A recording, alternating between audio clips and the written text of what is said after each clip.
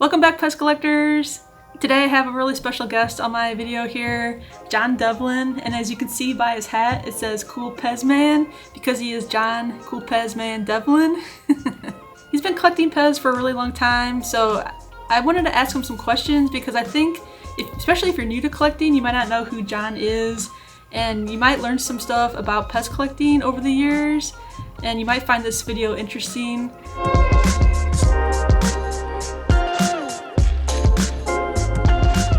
Well, first off, how long have you been collecting PEZ? So I bought my first dispenser in 1967. Wow. It was 25 cents. It came out of a vending machine. It was Creature from the Black Lagoon. Oh yeah. My mother gave me a quarter at a Wildwood store. I put the quarter in and got that. Immediately broke the dispenser, ate the candy, asked my mother for another quarter. She gave me it. I did not know these had any value yet, so I had a shoebox full of PEZ for, I want to say 25, 30 years.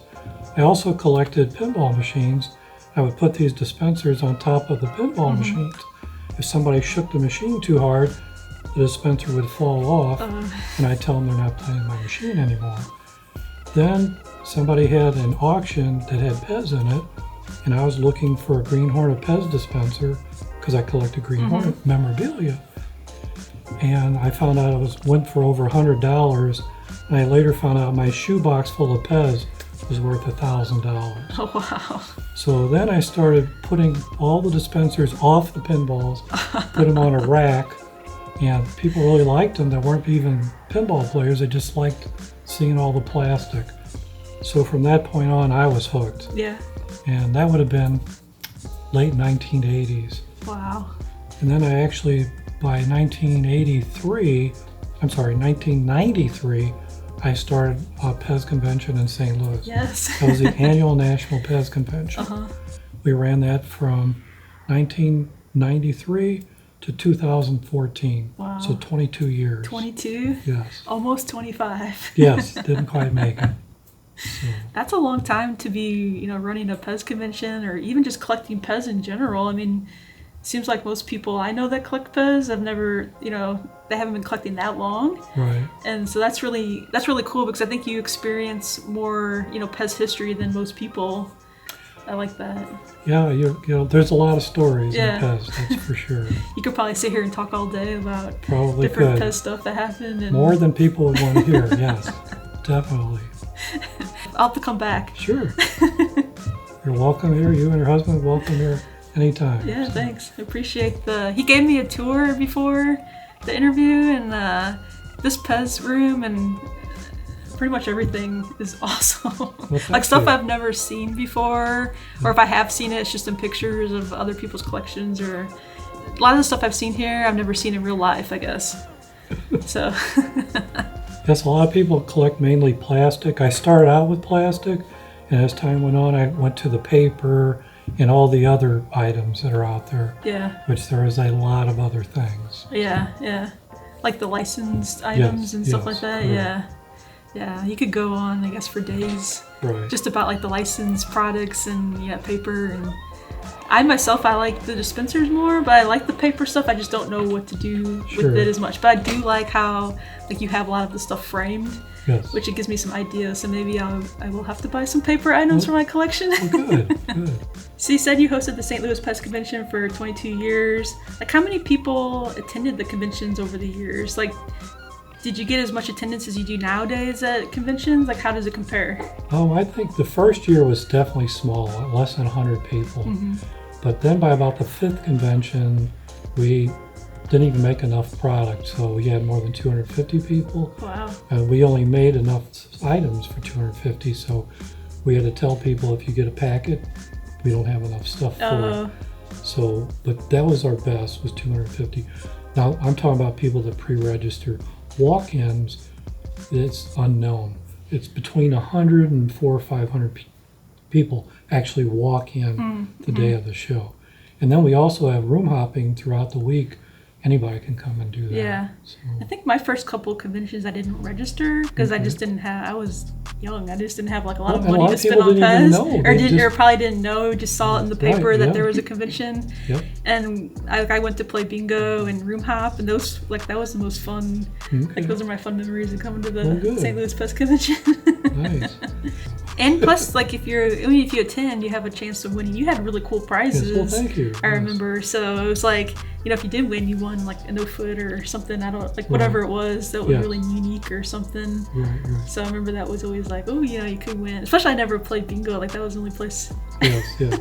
And also now St. Louis was a smaller gathering than PEZmania. PEZmania was definitely the place to go to buy things that were rare, harder to find.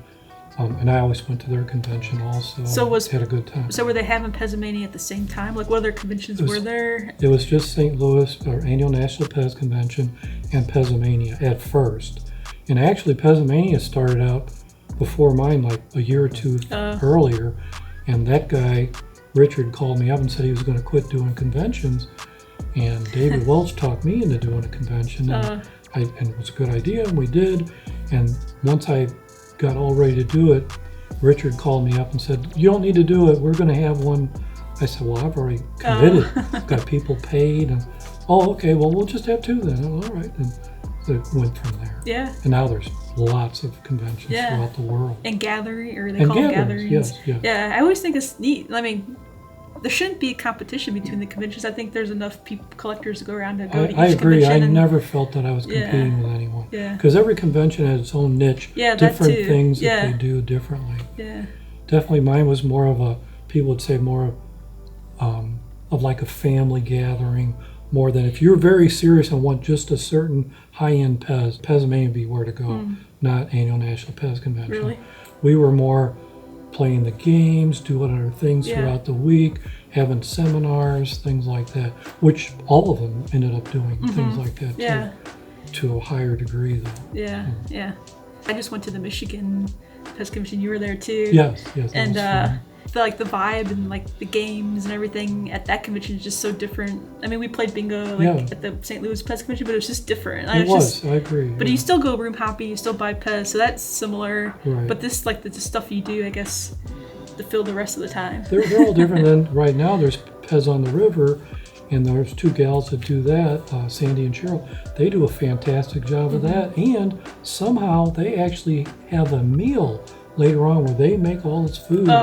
Yeah. It's just amazing. I don't know how they can do that, but that part is amazing. Yeah. There's PEZ on the River, and that's in Minnesota, and it's in a couple weeks. I believe so, yeah. So, but I think it's sold out for the registration, but if you're up in that area, you could probably still go. So definitely, you can go the day of the show. Yeah. So that's a really great convention, I guess, as well. Agree, yes. I've never been. You've been before. Yes, it was wonderful. But I was thinking about going, but maybe next year or something I want to go, because I want to try out the different conventions, because I usually used to go to the St. Louis PEZ Convention. That's what I know, and that's what I loved going to. And then we went to Cleveland a couple times, and that one was really great as well. So this year we were like, let's go to the Michigan PEZ Convention, and that one was so much fun, so I'm just adding to it. Right, and they had lots of games too that were different. Yeah, it's totally different. And the year before that they had like a Las Vegas night, which was lots of fun too. Oh, I bet. So they all have their own little niches. Yeah. It makes a difference. So if you do go to one, one after another, there's different stuff you can do. Right. It's not just the same stuff. Yes. So John, what keeps you into PEZ collecting over all these years? Like, you don't get tired of it? I don't. I do enjoy it.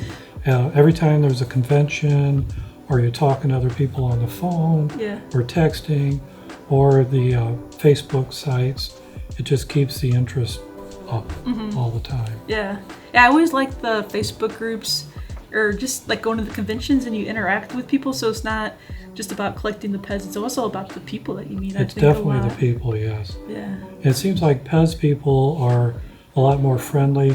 I used to collect toys and comic books, and it seemed more cutthroat in that. PEZ world seems a lot friendlier. Yeah. I'd say 90% of them are much more outgoing and friendly. Yeah.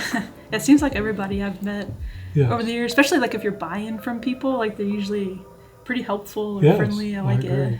It's a great community, I think. I think so too. So if you're getting into PEZ collecting now, like, why should people start collecting PEZ? Well, to me, it's a budget-friendly collectible. If you're just starting out. Vintage, you can get crazy with. But the brand new stuff you can get from the PEZ company. You can go to PEZ International if you know somebody overseas that you become friends with and correspond. That's one way to get things at a reasonable price. Also, any of the new stuff is very cheap, and it displays really nice. You can have 100 dispensers and have $100 invested, and it just looks neat. Yeah, that is true. Sometimes you just look on eBay or look for collections you can buy, and you can add, like 100, 200, 300 dispensers to your collection very easy. Yes. With the internet nowadays, that you don't even have to buy them new. Very true. And they look really nice. And a lot of conventions, there'll be people that have boxes full of 50-cent PEZ. Sometimes they'll say 3 for $1, 4 for $1, 5 for $1. I'm not saying I'm going to find anything I need there, but it's still fun to look. Yeah, especially if you're just getting into it. Definitely, if you're just getting into it, it's great. You don't have a big budget, or you don't even know what you like yet because you haven't seen it all. Right. So since you've been collecting PEZ for so long, what would be one tip that you could give new collectors? I always say buy with your heart, not just with your wallet, because you can go crazy and buy something that later will be worth nothing. But if you bought it and you liked it, you don't care. Yeah, that is true. It really makes a difference. Except for sometimes I like stuff and I'm like, that's too expensive. Yes. The worst purchase I ever made was buying something called Bubble Man when it first came out, and it was $1,000, and now you can buy them. Well, later on, the PEZ company brought them here to the U.S. Yeah. You get them through the mail for $10 or $5. Well, so that was a bad investment. Now, when I bought that item, the person I bought it from tried to get me to buy a Lions Club Lion for $1,200, but no, I bought this instead. So I wished I would have listened to him, but I didn't. So how much is the Lions Club Lion worth like nowadays? A couple thousand. Easily, yes. So do you still have the Bubble Man? Somewhere. Somewhere? Yeah. That's one of those things you want to forget about. Pack it away. It still has like history to it. I think you could say like this is the first one maybe that was out like in existence. True. Or one of the first test pieces even. True. You can pass it as, it has a story behind it. That does. Another one that was a good story was when I bought my first Make-A-Face. I bought it loose. David Welch had it for sale on, he basically in those days, people probably don't remember this, but people actually mailed through the U.S. Postal Service, and you'd get a sheet from David, and he'd try to send them out throughout the United States. We all get the same day. You'd look and see if there's something. You would call them up and say you want to buy it. We had a loose Make-A-Face with half of a card for $500. I bought it, and within a week, I had total strangers calling me up telling me I ruined their hobby for them. And I don't know the people. Because it was too cheap? Well, they just thought that it was a lot. At that time, this was the very beginning of PEZ. At that time, the most ever spent was $333 for a baseball glove, bat, home plate, and the box. Maryann Kennedy bought that for $333. And her husband was not happy. When my wife later found out I spent $500 on Make-A-Face, she wasn't happy, but we were at a PEZ convention in Ohio, and actually somebody offered to buy it from me for $2,000. Then she was happy that I spent the $500, but I didn't sell it. It's because I couldn't replace it.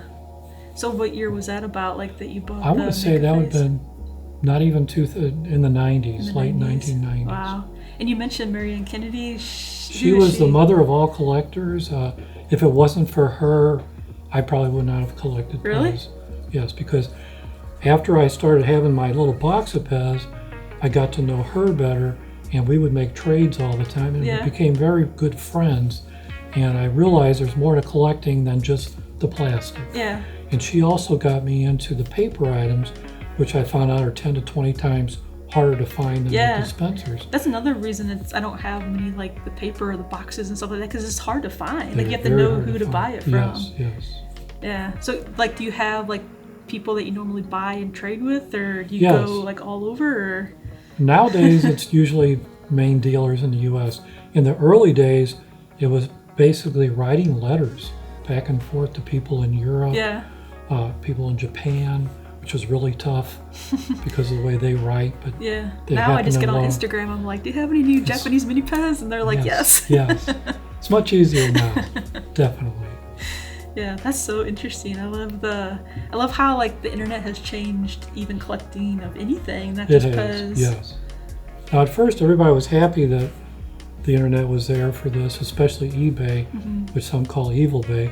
But for a while, all the rare stuff was showing up there and not at conventions. You could actually buy it there. Now the downside was you buy a rare item and get it in, let's say it's a dispenser, and the person didn't know about PEZ, so the inner sleeve could be cracked, it could have melt marks, it could have actually the wrong parts on it. Just there's a lot to learn. Yeah. And the best way to learn is by books. So definitely if you're a new collector, you want to have David Welch's Blue Book, which has been around forever.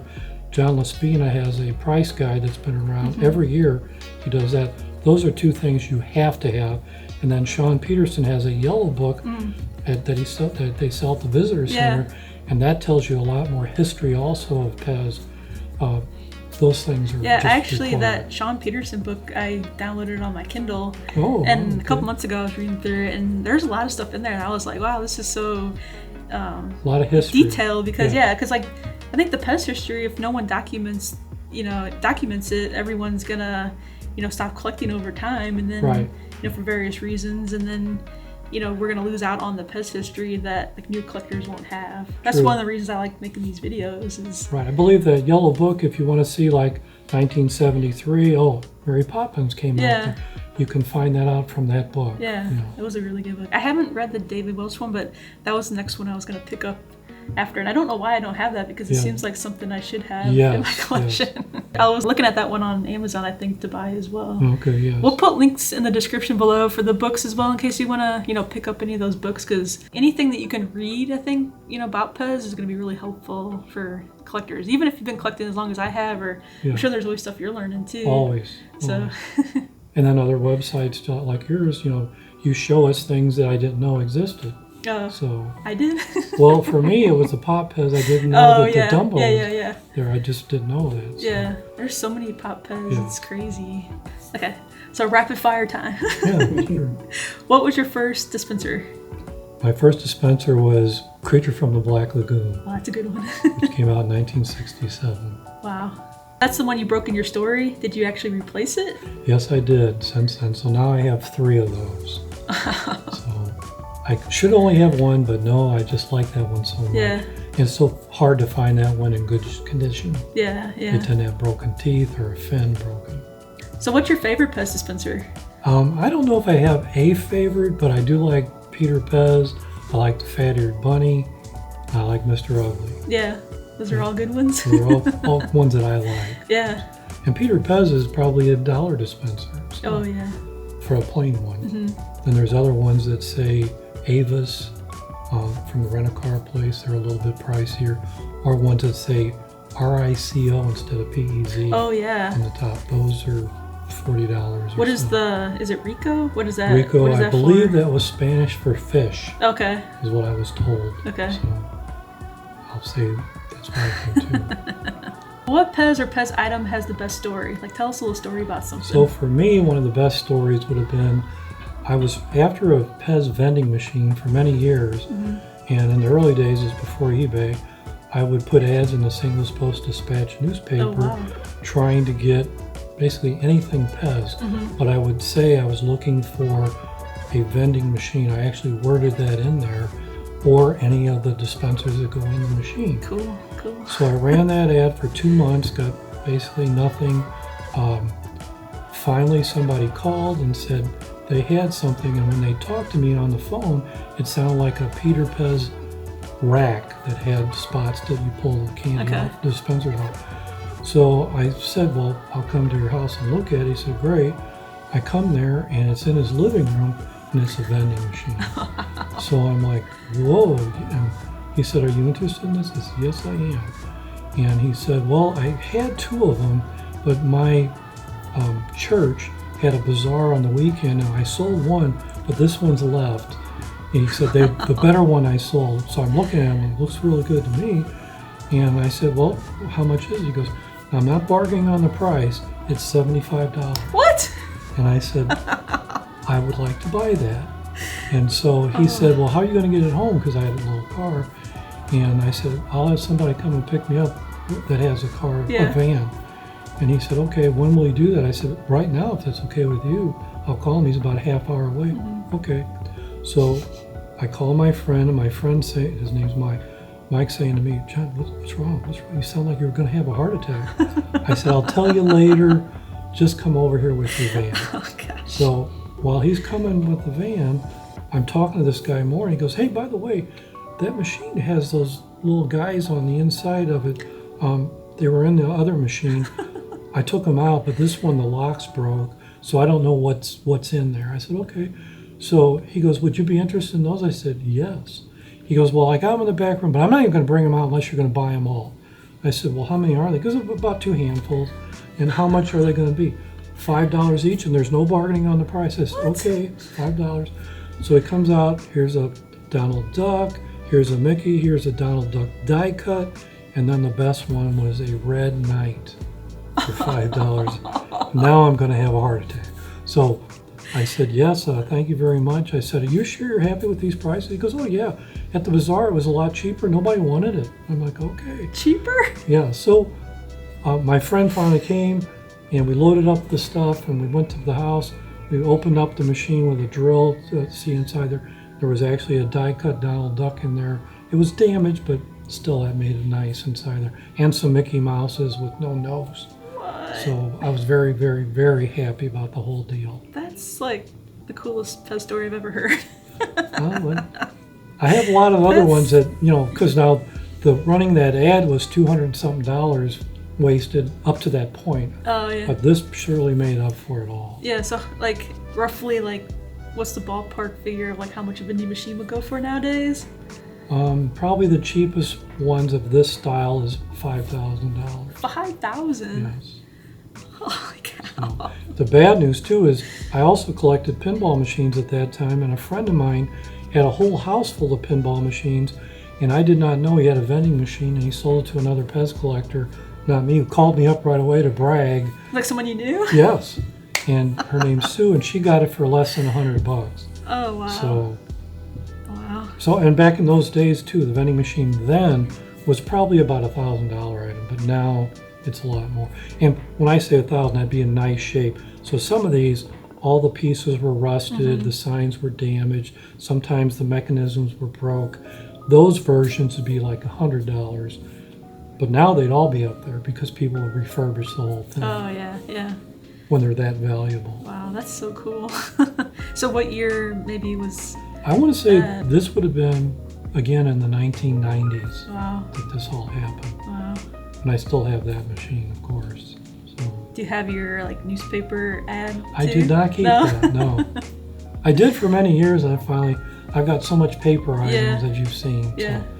So I have to cull it out of here sometime. That's a really good story. Thank you. It's always my dream to go to a estate sale or garage sale and then find a box of vintage PEZ or something, Right. but it never happens. At least for me. Well, for me now, way back in the very beginning, before there was David book or any books, we didn't even know how many dispensers were out there. I was at a garage sale, and I thought I was buying an Indian that was missing a feather. I later found out it was a Brave, and it was in a bag of McDonald's toys. So I think it was 40 cents. So that turned out to be a great one, too. How much are those valued nowadays? Roughly? More than 40 cents. More than 40 cents. Wow. More than It's so $40. So yeah, that was a good. Yeah. But it's cool, if you do find stuff like that, or if you do get a good deal, you weren't going to sell it and flip it or whatever, so right. it's I still in your have collection, yes. which I think is really good. Right. To me, it's easier to sell something that you bought from a dealer that you paid a good amount for than something with a story behind it. Those are the ones you want to keep. Or if a friend gives you something, that actually is worth something, you will even tell them this is worth a lot more than, let's say, $10, and you'll show them in the book, but they don't want the more money, they just want you to have it. Yeah. That's nice too. Yeah, that's cool. I like that. This machine was at our previous house, and my nephew put a quarter in and got a dispenser out and ate the candy, and my sister Jackie said, well, he gave the quarter for it. I said, okay, we can't let people in there around. How old was the candy that he ate? Oh, from the 1970s or 80s. Again, it's American candy. It's probably okay. I wouldn't eat it on purpose. But yeah, so it destroyed the box and all that. Wait. I have another question. Yes. Yeah. So like, PEZ didn't used to always have expiration dates on their like PEZ products, and now they have expiration dates. I think it's required by law Is that why, in the United States. I think so. And PEZ candy will last a lot longer than European candy. If you're a candy collector, you know that most PEZ candy, because all the preservatives in it, will not melt. If you collect old candy packs that are European, you need a dehumidifier or some kind of desiccant to keep the moisture out of that candy. You want to keep your humidity at under 60%. Most people say under 50. I have little devices all around the basement that 55 is what I keep mine at. Again, the candy's safer at 40. Paper likes to be 55 or 60. So paper, I care about paper too. If it's too dry, it's bad on the paper.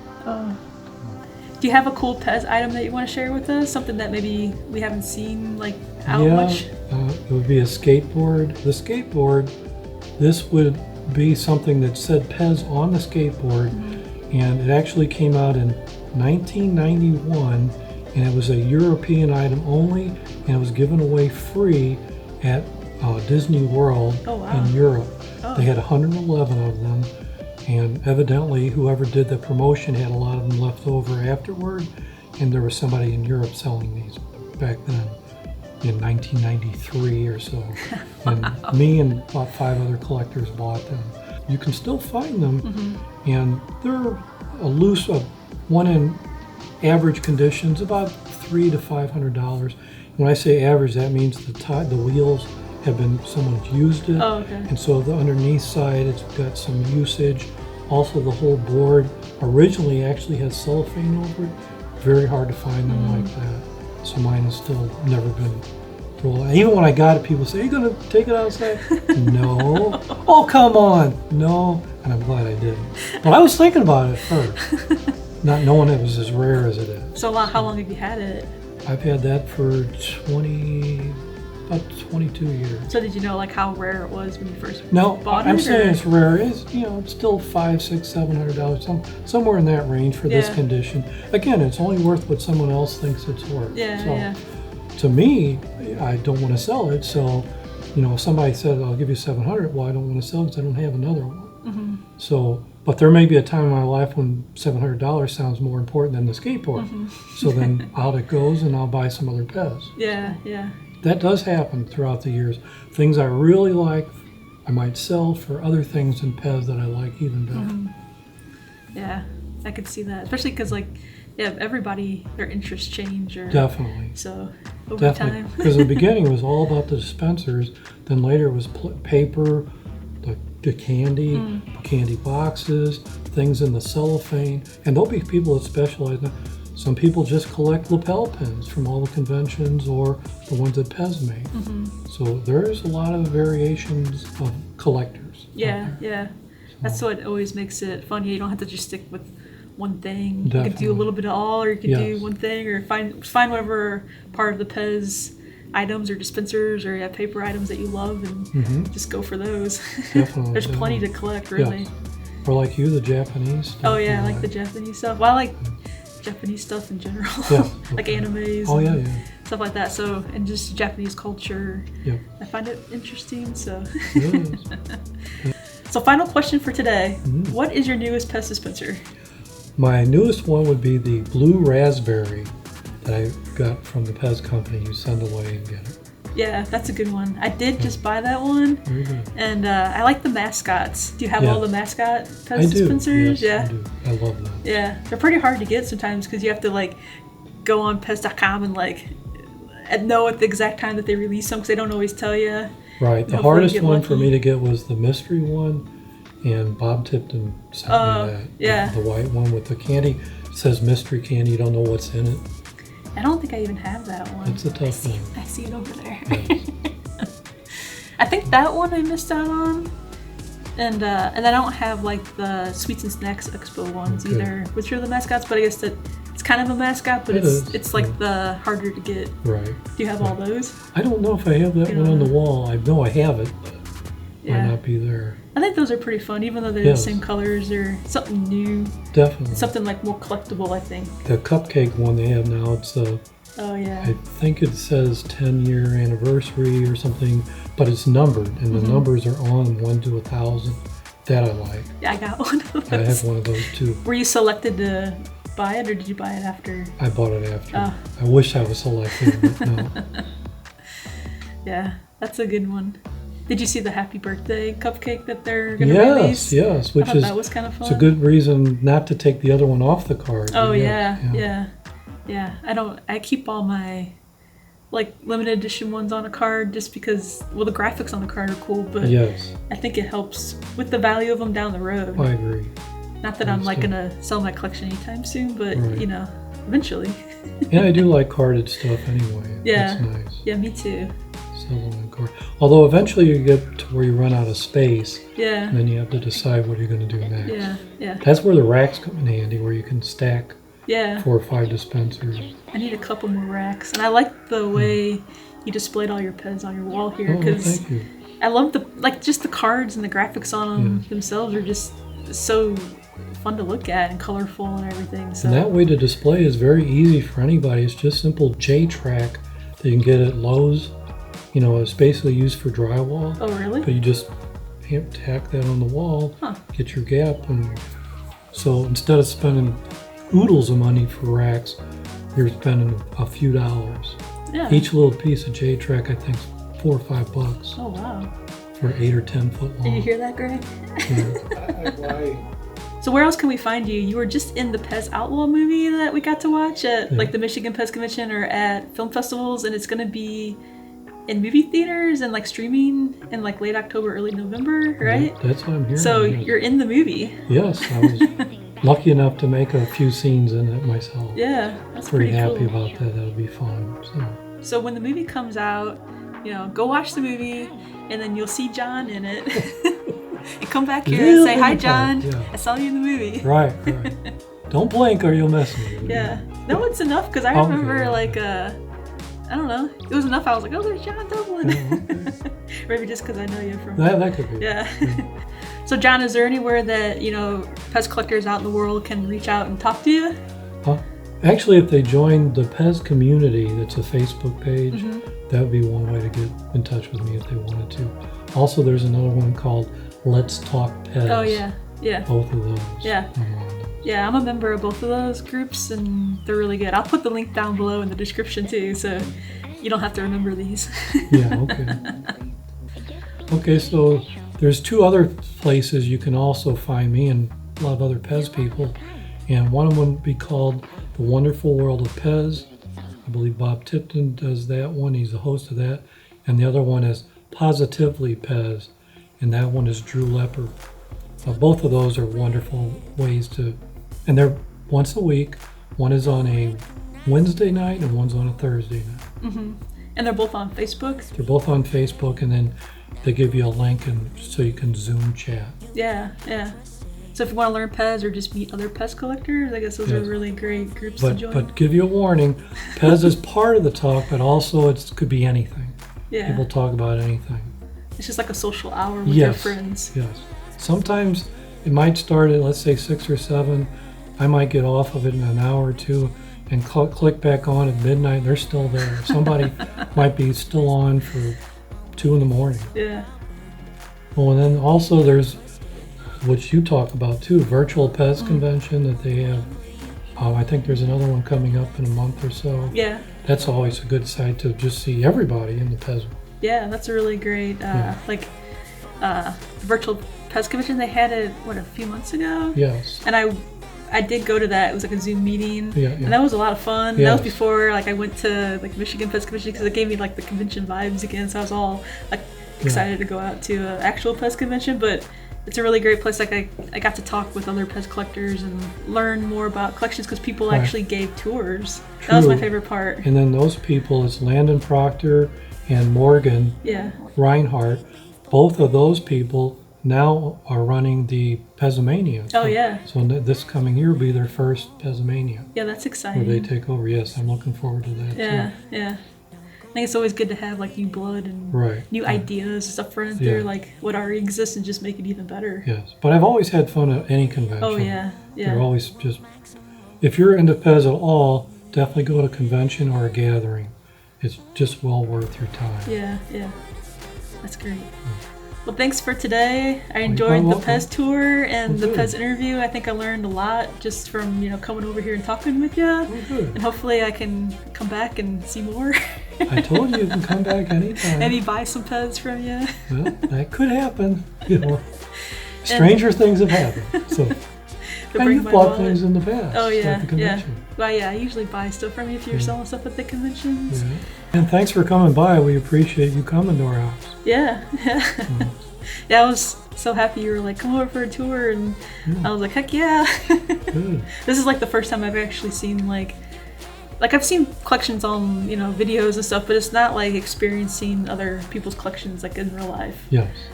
Yeah. And hearing firsthand like stories about all the dispensers and stuff that you've collected over time. So Right.